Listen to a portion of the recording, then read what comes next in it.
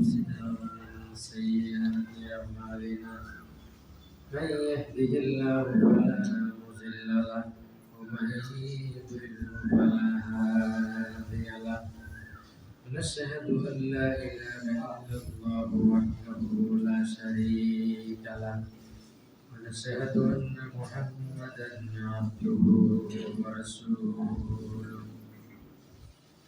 فقد قال الله تبارك وتعالى في كلامه المجيد وفي قرآنه الحميد أعوذ بالله من الشيطان الرجيم بسم الله الرحمن الرحيم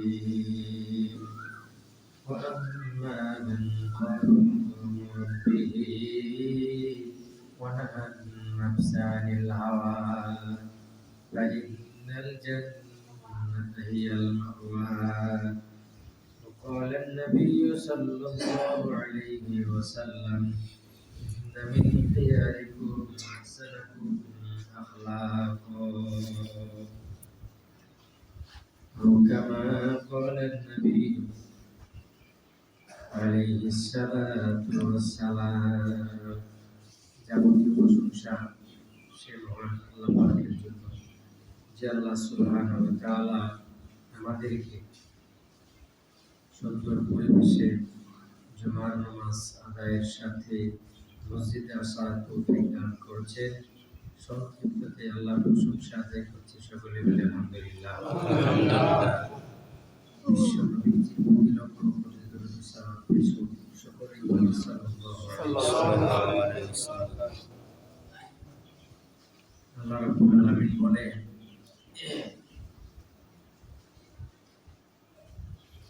যে তোমার নফসকে কন্ট্রোল করতে হবে। যেরকম রমজান মাসে নফসকে কোরবানি করেছি, কত কিছু খাইতে মন যায়, এদের রোদ উঠে পানি খাইতে ইচ্ছা হয় কিন্তু খাই না। নফসকে কন্ট্রোল করে সন্ধ্যাবেলায় যখন আল্লাহ হুকুম হয় তখন আমরা পানি পান করি। নফসের কারণে মানুষের জাহান্নামে যাবে। নফস মানুষকে ধ্বংস করে। নফসকে যদি সে কন্ট্রোল না করতে পারে তাহলে এর শাব্দিক অর্থ হচ্ছে এমন একটা ক্ষতিগ্রস্ত, নোকসান, বরবাদি এরকম একটা জায়গার মধ্যে তাকে পালানো হবে, সারা জীবন সে সেটার বিষয় ভাবতে থাকবে।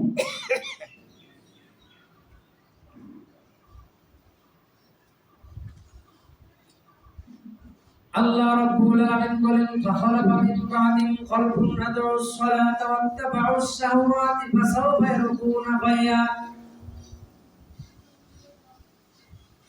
আদাউস সালাত যারা নামাজকে যারা জায় করে দেয়, নামাজকে যারা প্রতিষ্ঠিত করে না, নামাজের যারা যেভাবে নামাজকে প্রতিষ্ঠিত করতে হয়েছিল, কায়েম করতে হয়েছিল, যারা নামাজকে গুরুত্বহীন যারা মনে করেছে, যারা নামাজকে অন্যায়ভাবে তাকে ছেড়ে দিয়েছে, ফাত্তাবাউস শাহওয়াত, তারপরে বলেছে যে নফস রয়েছে, খাওয়াইশা রয়েছে, এই যা কিছু রয়েছে, এই নফসকে যদি সে কন্ট্রোল না করতে পারলো, কাবু না রাখতে পারলো, তাহলে আল্লাহ রাব্বুল আলামিন বলেছেন ইয়ারকুনা গায়্যা। তুমি অপেক্ষা করো, তুমি ইন্তজার করো, তোমাকে সেই গায়্যা নামের দুজকের ভিতরে তোমাকে ফালানো।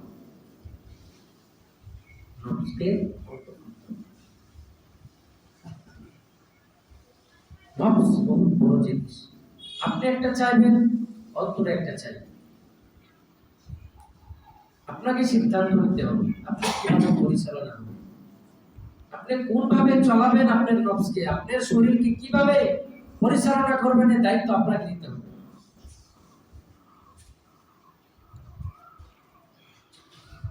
আল্লাহর নবী বলেছে, ইন্না মিন খিয়ারিকুম আহসানুকুম আখলাকা, তোমাদের মাঝখানে সবচাইতে বেশি উত্তম ব্যক্তি, আল্লাহর কাছে সবচাইতে সম্মানীয় ব্যক্তি সেই যার আদব, যার চরিত্র, যার গুণ বেশি ভালো হবে। আল্লাহর নবী বললেন, তোমাদের মাধ্যমে সবচাইতে বেশি ভালো উম্মত হচ্ছে সে যার চরিত্র ভালো হবে।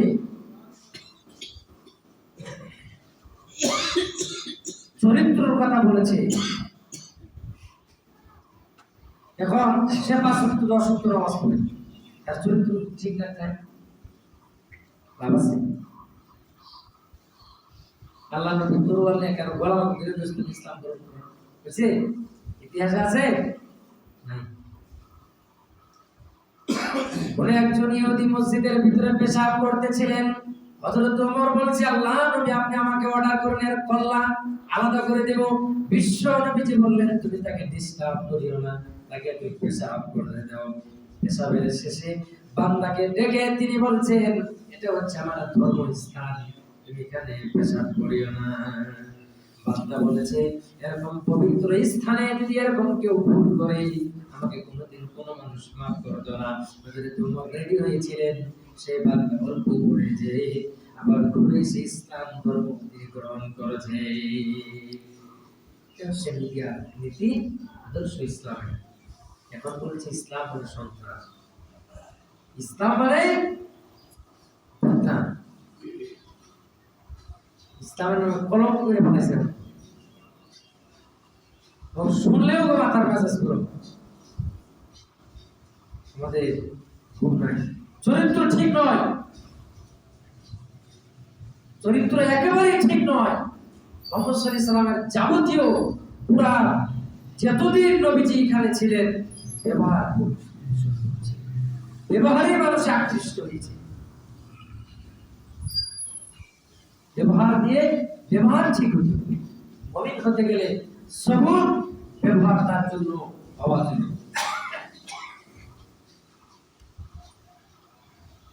আমাদের সমাজের সভ্যতা এগুলো নাই, একবারে চলে গেছে।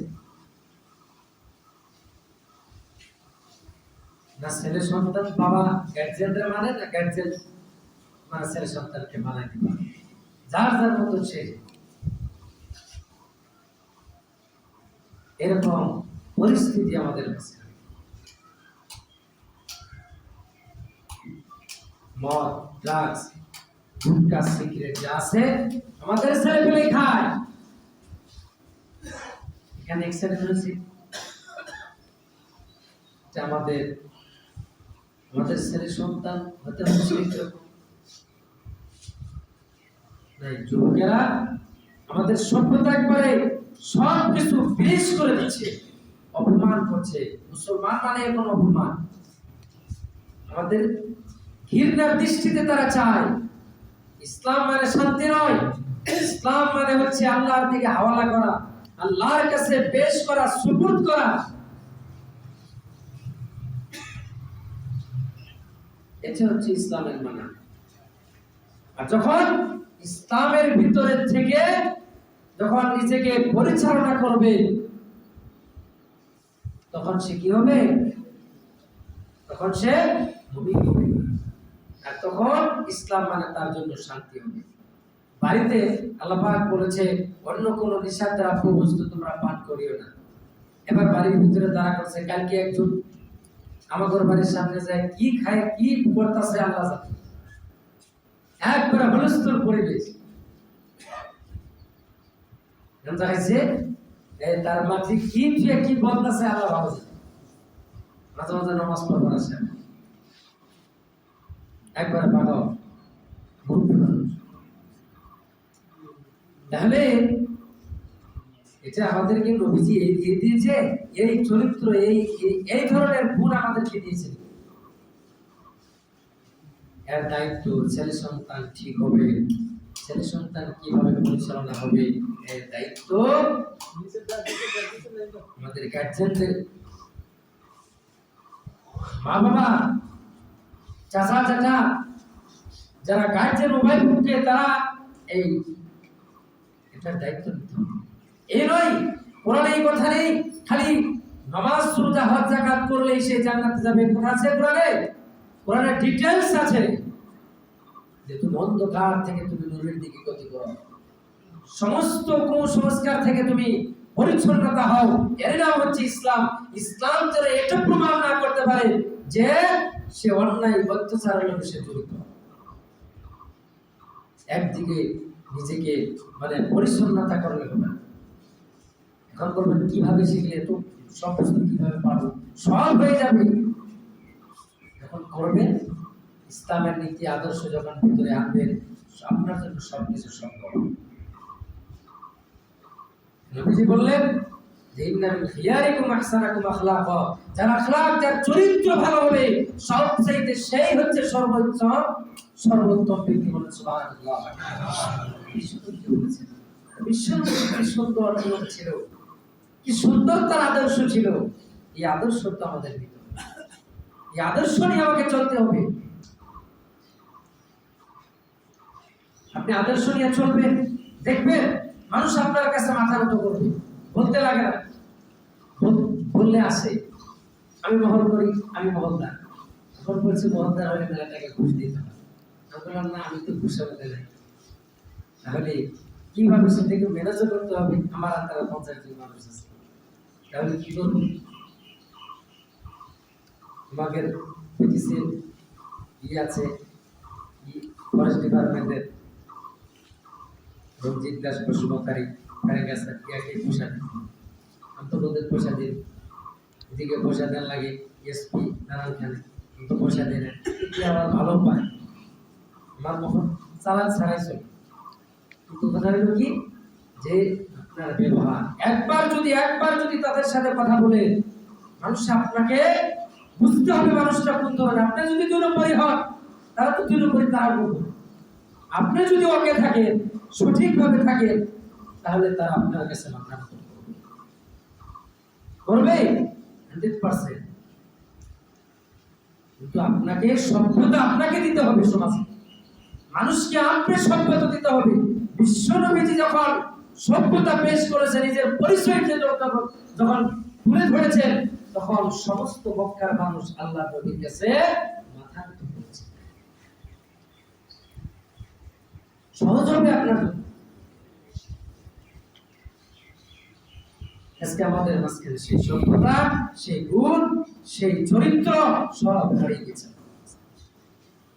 আল্লাহ রাব্বুল আলামিন বললেন ওয়া আম্মা মান খাফা মাকামা রাব্বিহি, যাদের হৃদয় অন্তরগুলো আল্লাহর ভয়ে,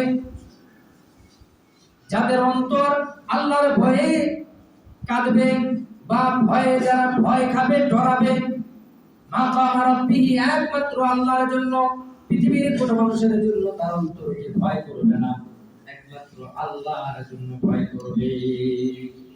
আল্লাহ রাব্বুল আলামিন বললেন ফাইন্নাহু হিয়া জান্নাতুল মাওয়া, তার ঠিকানা হবে জান্নাতুল মাওয়া। বলেন সুবহানাল্লাহ। ওয়ালা নাফসা আনিল হাওয়া, নফস চাইবে দুনিয়ার সমস্ত কিছু করার জন্য, এটা করার জন্য, সেটা করার জন্য। নফসিল হাওয়া, আপনার নফসকে আপনি নিজে কন্ট্রোল করতে হবে।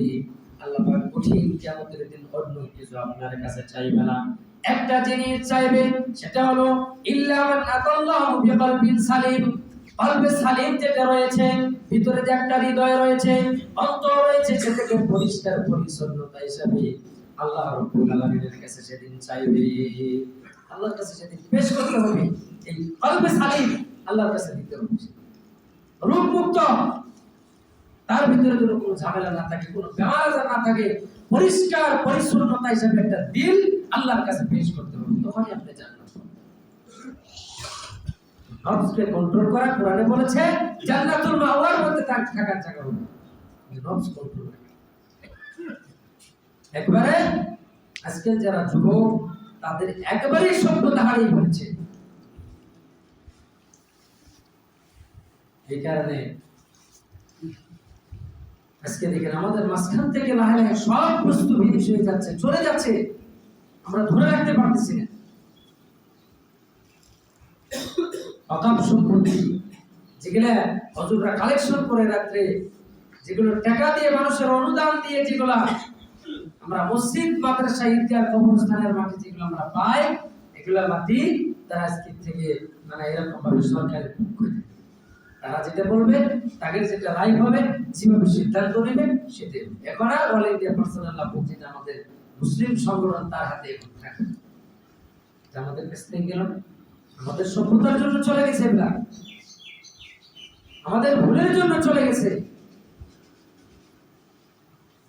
এই রকম সম্পত্তি কত হাজার হাজার 61,000 এত মাটি প্রায় 3-4টা জায়গায় আছে। গুয়াহাটিতে কত মাটি আছে, এগুলো সমস্ত মাটি তারা তাদের হাতে চলে গেল। একবার ভাবেছেন, দেখেছেন রকম সম্পত্তি আমরা ওয়াকফ করেছি আল্লাহর নামে দান করেছি, সেই মাটি তারা নিচ্ছে। তো যার কারণে আমাদের ভিতরে ইউনিটি নাই, আমাদের ভিতরে একতা নাই, আমাদের মাঝখানে বিবাদ। এর কারণে তারা সুযোগ দিয়ে আমাদের মাঝখান থেকে আমাদের প্রত্যেক সম্পত্তি যারা আল্লাহর নামে দান করেছে সেগুলো এখন তাদের হাতে মিলিটারি পরিচালনা।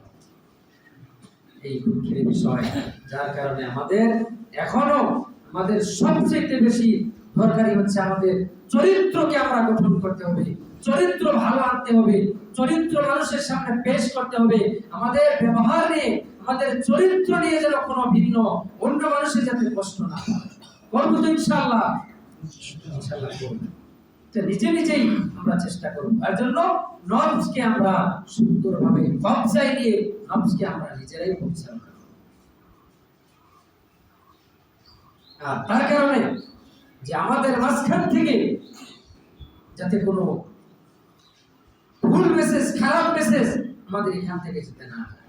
যুবকদেরকে অনুরোধ করছি, আমাদের কোম্পানির বলে আছে একটা, যে ঈদের 2-1 দিন আগে সে কেটিএম গাড়ি কিনছে, গাড়ি সহ মানুষ সহ মারা গেছে। এখন জিদের পরে বাবা কিনে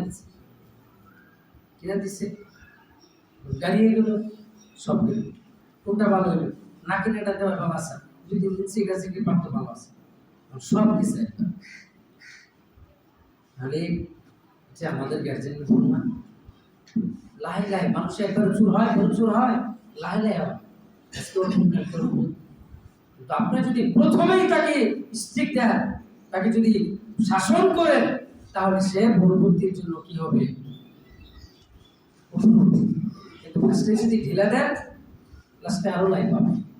এগুলো আমার অনুরোধ আপনাদের কাছে, এগুলো সিস্টেম, এগুলো সুযোগ দিবেন না, একেবারেই দিবেন না।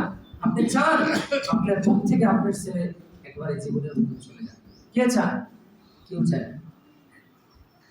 এই কারণে আপনি সভ্যতা হন, আপনি ভালো এই গুণের মানুষ হলে আপনার ছেলের সভ্যতা হবে, যা বলবেন তাই মানবে। এই হিসাবে সমাজে আমাদের অঞ্চলে সমস্ত জায়গায় কালকে কলগাছিতে এই সভা ছিল, রাত্রে একই কথা বলেছি। সবার উদ্দেশ্য হলো ইসলাম ভাষা, সুন্দর ভালো লেগেছে যে সমাজকে কি করা, সংস্কার করা, পরিবর্তন করা, এই ছিল উদ্দেশ্য। তো আমরা যেহেতু এখানে আলোচনা হয়, জমাতে আমি আলোচনা করি, তো আমাদের এখান থেকে আমরা সংস্কার হব, যে আমাদের ভিতরে যাতে এরকম কোনো কাজ না থাকে যেগুলো দিয়ে আমাদের সমাজে বদনাম হওয়ার চান্স থাকে, এগুলো আমরা করব। এগুলো আমরা নিজেরাই, আমরা ছেলে সন্তান যারা আছি, এই মা বাবা আছি, আমাদের ছেলে সন্তানদের সংস্কার আমরা নিজেরাই করব।